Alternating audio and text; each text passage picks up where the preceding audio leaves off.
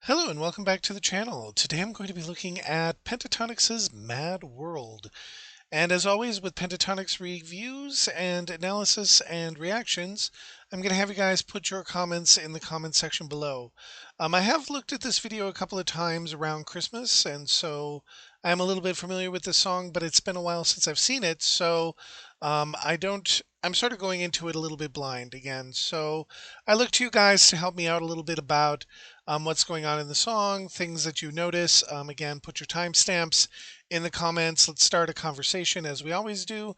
I mean, that's one of the great things about this space is that we can build a comment section that can actually help us grow and learn new things about the artists that are shown here. So without any further ado, let me begin.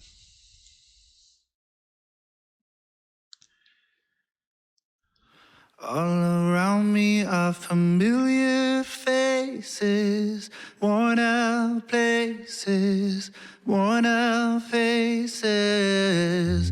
Bright and early for the daily races, going nowhere, going nowhere.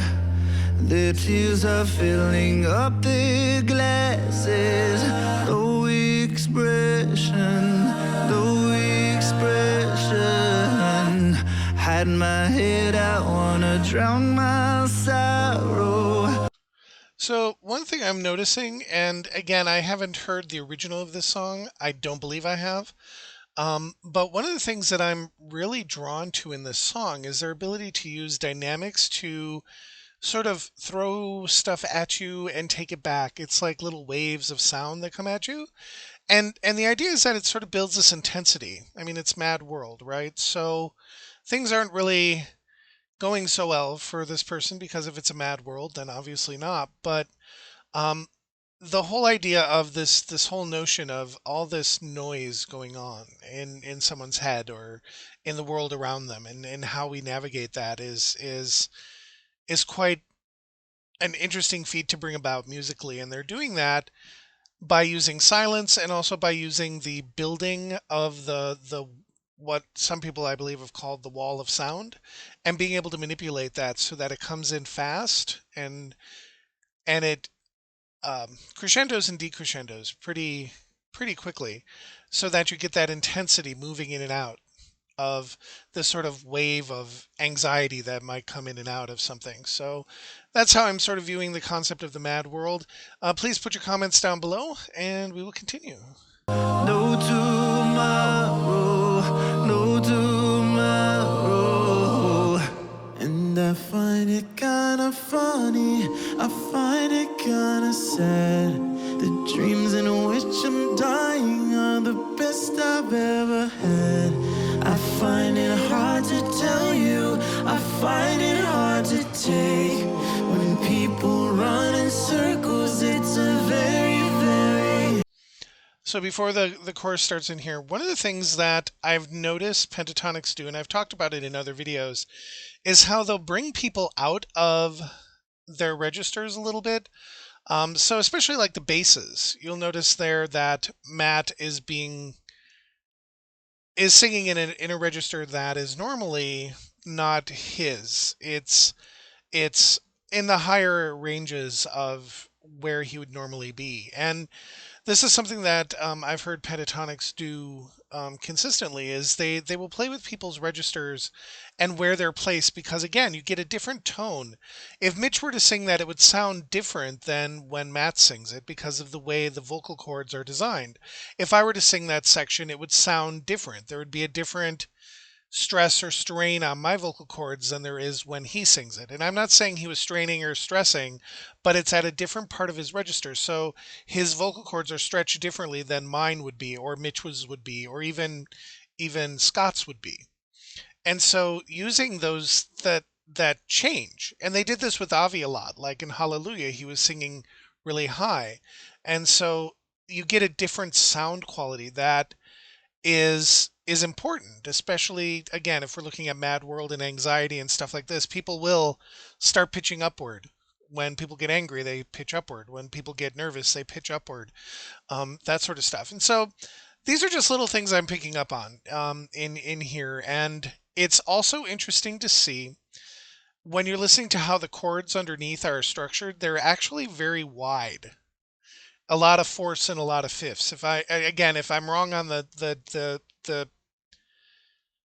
if I'm wrong on the intervals, just let me know. But there's like a very wide, what I'll call a fifth going on, and that has a tendency to create this space, this hollow space that people have to navigate, because the closer the chords are together, the more intimate the sound. The further away they are, the less intimate the sound. And so, um, at least for my ear, if that's not the case, but the more space there is between the notes, the less intimate the sound is.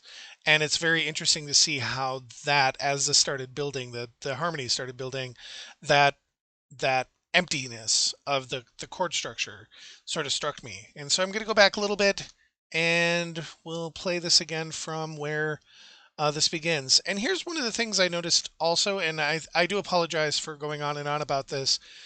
If you look here at Scott's body posture, normally he's a much more animated person, and notice that he's a little bit hunched forward, his arms are down, and he never really moves from this position as he's singing. And this is not a normal Scott position. And so I'm just going to let that go there, and then we're going to just continue on. And I find it kinda funny, I find it kinda sad. The dreams in which I'm dying are the best I've ever had. I find it hard to tell you, I find it hard to take. When people run in circles, it's a very, very mad world. Mad world. Children waiting for the day they feel good. Happy birthday, happy birthday. And to feel. So that's the chord I was talking about. That it feels very open on that, and that openness is really sort of driving this. And yes, it's in a minor sound, so it's going to have this sadness to it, this funeral dirge type quality to it. But at the same time, it's this intense space with this lower pitch, this sort of way down below. It's not like in Amazing Grace when you get to the middle and there's that everybody's way up in the nethers. There's a very solid downward grounding to this whole thing, and that's what that's what I was pointing out a little bit earlier. So I'm going to go back a couple of seconds, and we'll continue on. They feel good. Happy birthday, happy birthday. And to feel the way that every child should sit and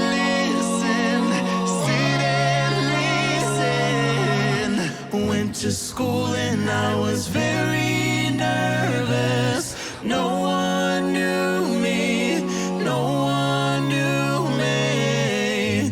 Hello teacher, tell me what's my lesson.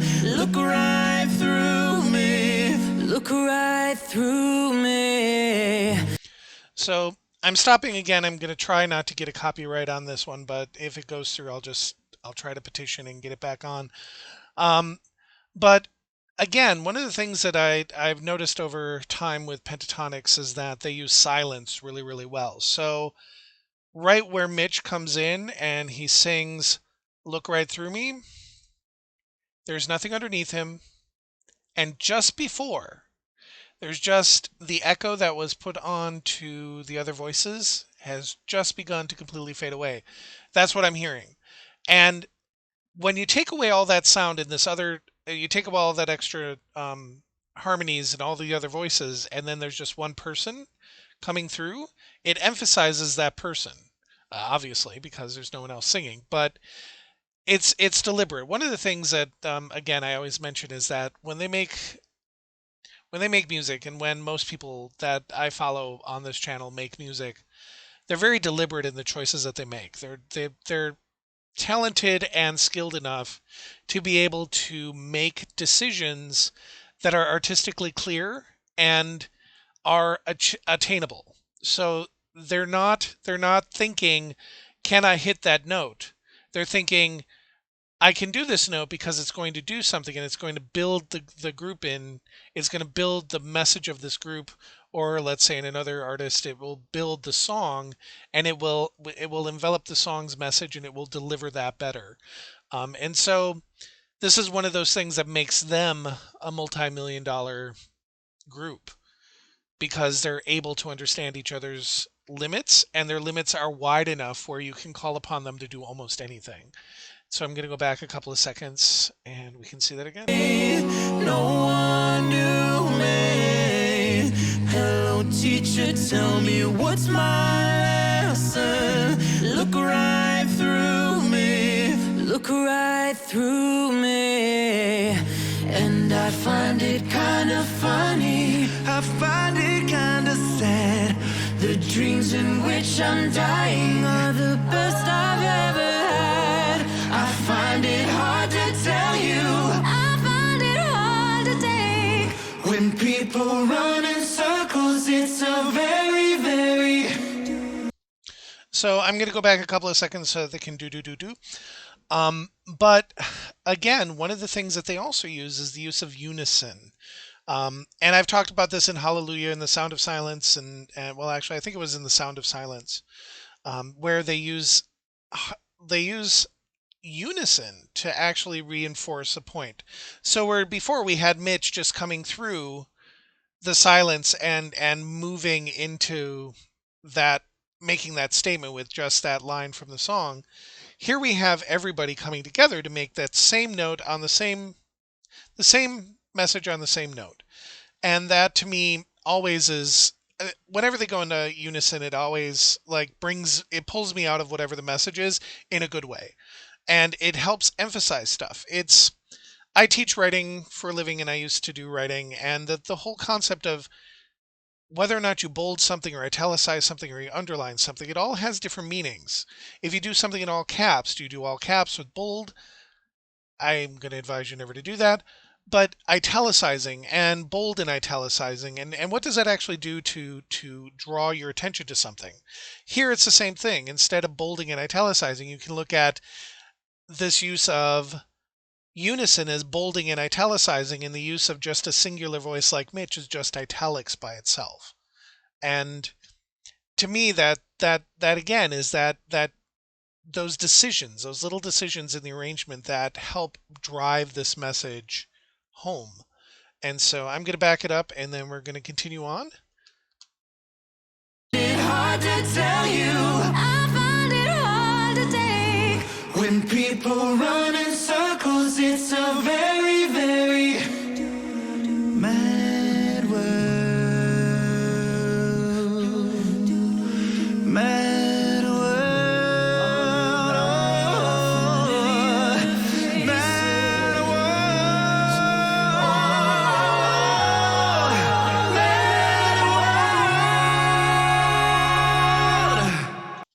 Okay. And again, we had Kirsten doing what Mitch did before. When she's saying, I find it hard to take, she cut through. Her voice was trying to break through all of this chaos and all this madness. And then they went into what I used to call, forgot what I used to call it actually. It's sort of like it's not a breakdown. I didn't call it a jam session. It's not quite the jam session in this particular song, but this sort of leads me into the visuals of this. As you notice, you have all these images in the background floating around. I mean, this video is an amazing video for its simplicity and how it uses images to create the message. And the message here, when we get into that, I'll call it cacophony. I'll call it this sort of chaos, this complete sort of meltdown of everybody going into this song, is that you see all the demons behind them, right? All those people, all those images of themselves behind them. And it's funny because someone that was watching this sort of was confused about Mitch's oversized jacket. As you can see, I'm a larger guy, and one of the things that the GLBT community has been always fighting is this whole notion of body dysmorphia. And I'm just going to say this. I know nothing about Mitch's life, but one of the things that I notice, and this is a pattern, and I'm not a judgy person, so I don't care one way or the other. But Mitch in the earlier ones had a much fuller body, and as he went through, you notice that he got thinner and thinner. I noticed that, and I'm not making any. I don't know anything about his life. I looked up a couple of things and I couldn't find anything. But the whole concept of body dysmorphia is a really strong problem for a very, very deep problem in the GLBT community. And so for me, I have to wear oversized clothes. For some reason, I haven't gotten around to replacing this shirt, but normally it's oversized clothes. They have to be tall. They have to cover my stomach. They have to do all this sort of stuff because that's the only way I can bring my confidence level back. I'm not a very not confident person. I'm a confident person when I'm not being surrounded by my body. If you put me in a room full of mirrors, I change completely. And so when I looked at that scene with him with the oversized jacket, that was the first thing that I thought about was the whole community and how there's a whole group of people who can't look at their bodies. And when you're in your head, especially during quarantine, and you're looking at your body the whole time, it's those thoughts, it's those ghosts, it's those specters that you see in the background here that take over. So this mashup here is about those cacophonous sounds that go in your head that say, on one level, yes, you own the room, and on the other end is your shirt long enough? Are you hiding all those imperfections? And again, that's what makes this so great, and the orchestration underneath all of this. Not orchestration, their arrangement. I'll get it right. They're they're human instruments, right? So yeah, it's going to be an orchestration, but it's the arrangement that they use to create this cacophony that drives the message of this song. This whole mental chaos. It drives that home, and they're using dissonance and people coming in and coming out and not necessarily having a straight up harmony with the bridge. It's people coming in and out and building to that massive chord and all of those notes and that sound coming together. So we're going to go back and look at that. And again, if there are any comments that you have about this, I went on I blither on in these videos, but there's a lot to deconstruct here because there's a lot of meaning behind something as simple as here's Scott's trailing body behind him and going through all of this sort of craziness, right? So I'm going to start here. This is Mitch's oversized jacket. It's not as oversized as in this still picture as it looks when when the video is running. But I'm going to run this again. Put timestamps in here. You can correct me. I don't have a problem. I was a teacher, so I corrected people all my life. So let's continue, and we'll carry this through to the end. Best I've ever had. I find it hard to tell you. I find it hard to take.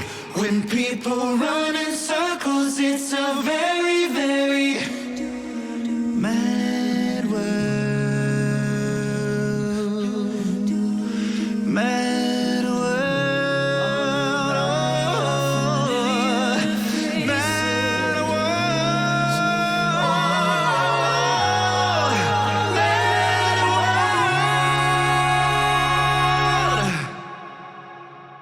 And I find it kind of funny, I find it kind of sad. The dreams in which I'm dying are the best I've ever had. I find it hard to tell you, I find it hard to take. When people run in circles, it's a very, very mad world.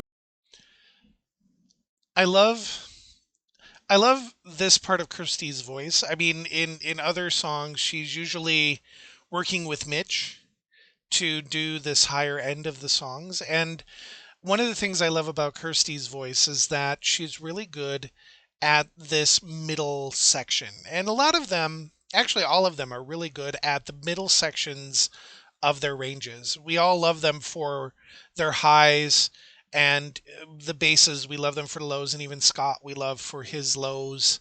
Um, and the energy that he brings in his upper ranges.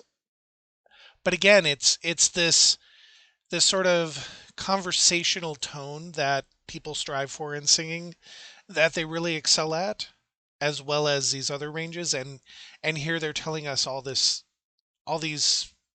well, they're giving a confession. The dreams in which they're dying are the best that they ever had, their characters are having. And again, she's this I have to give credit to, I mean, I'm from the 80s, so none of the leading ladies of the 80s would ever, and I apologize for the rhyming on that, would ever allow this to happen.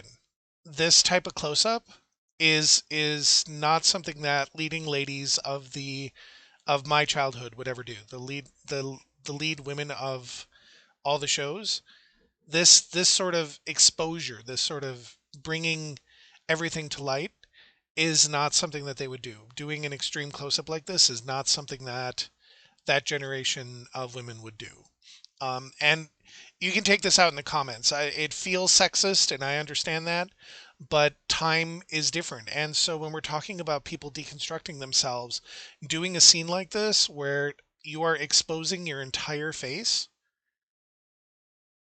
in this type of extremes close up, male or female, just never happened. But I know that when I would watch Moonlighting, Sybil Shepherd had a very specific filter that would soften her face that wasn't on any other character.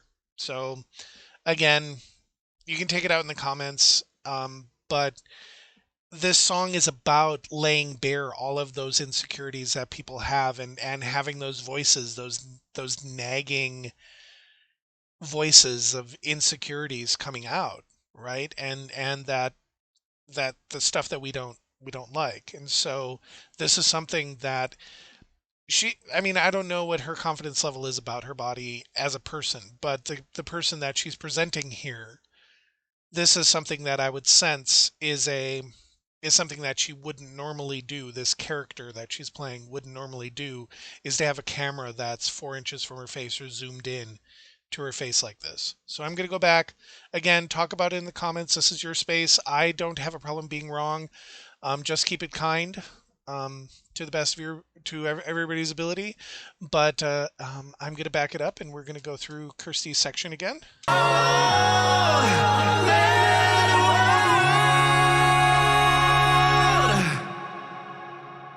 And I find it kind of funny, I find it kind of sad. The dreams in which I'm dying are the best I've ever had. I find it hard to tell you, I find it hard to take. When people run in circles, it's a very, very mad world. Mad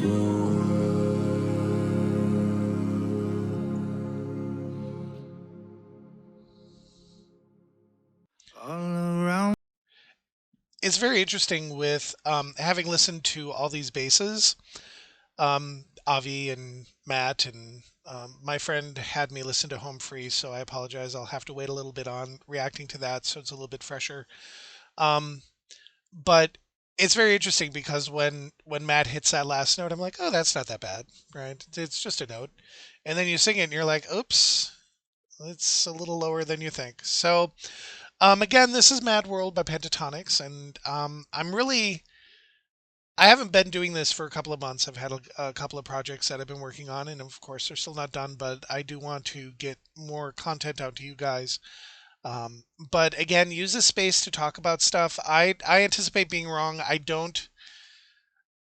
I have, I've been through graduate school, so I know how to research. I would prefer not to.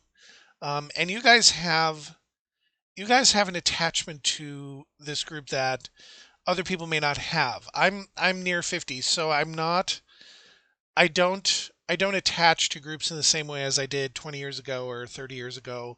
And so I'm more interested in hearing what you guys have to say, because you guys have all this great knowledge and all this great understanding, and you can build a lot of great information and a great knowledge base by having the conversations in the comments section. Me, I'm going off of perceptions and stuff that I see and sense within this video and stuff that people go ahead and want to show. I mean, Mad World, there's, I mean, it's interesting when people start singing about the dreams in which they're dying are the best that they ever had. That for some reason there's some sort of hope issue going on for the characters in this song. So with that, I'm going to let that go, and you guys can take it from here. And again, I'm going to continue doing this. I'm going to look at other videos from Pentatonics, and I'm looking forward to doing this. I'm going to get them back into the rotation, and I know you guys have stuff that you want me to listen to, and I have other videos that I've noticed in my YouTube feed that are interesting me, are interesting to me. And I do want to go all the way back. I think I didn't watch them in the sing off, and I do sort of want to go back to their earliest stuff as well to see some of the things that they did. So again, have fun in the comments. I'm going to sign off for now, and so just have an awesome day, awesome week, awesome whatever. And as always, just be safe.